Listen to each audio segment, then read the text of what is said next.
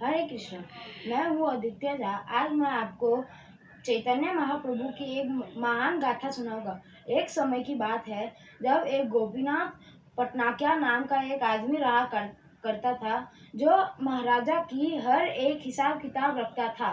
तो एक बार उसने 22-23 हजार उसमें से निकाल लिए। तो राजा उस बात पर बहुत गुस्सा हुए। तो फिर राजा ने उनसे कहा कि अब तुम मुझे ये पैसे सारे चुकाओ। तो फिर उसने कहा कि मेरे पास 2-3 अश्व है, तो मैं वो आपको दे सकता हूँ। तो फिर महाराजा ने उसके दूसरे दिन ही युवराज को उनके पास भेजा, गोपीनाथ पटनायक के पास। तो फिर उसने झूठ कहा अपने पिता से कि यह घोड़ा बहुत सस्ता है। तो फिर गोपीनाथ पटनायक को बहुत ही गुस्सा आया। उसने युवराज को अनाप शनाप बोल दिया। उस पे युवराज उस चीज पे बहुत ही क्रोधित हो गए।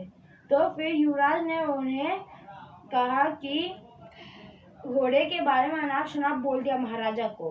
तो फिर महाराजा ने उस गोपीनाथ पटनायक को चंगा पे मृत्युदंड देने का घोषणा कर दिया।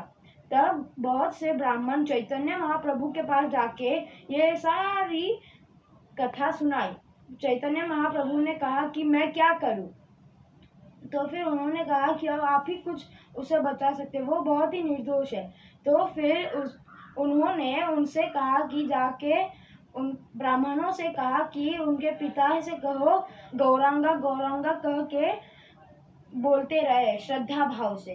तो फिर जब उनके पिता ऐसे ही बोलते रहे, तो फिर एक व्यक्ति राजा के पास पहुंचा और फिर कहा कि अगर आप उसका मृत्युदंड दोगे तो फिर आपका क्या फायदा, जो पैसा आपको चाहिए वो तो आपको नहीं मिलेगा।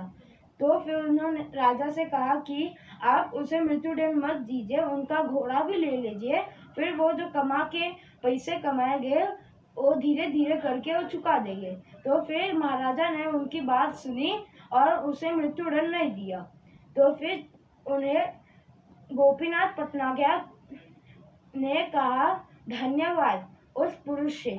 तो फिर इस कथा में हमें ये मालूम पड़ता है कि जो व्यक्ति महाराजा को समझाने आया वो स्वयं ही भगवान थे।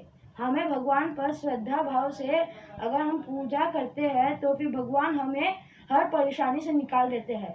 हरे कृष्णा।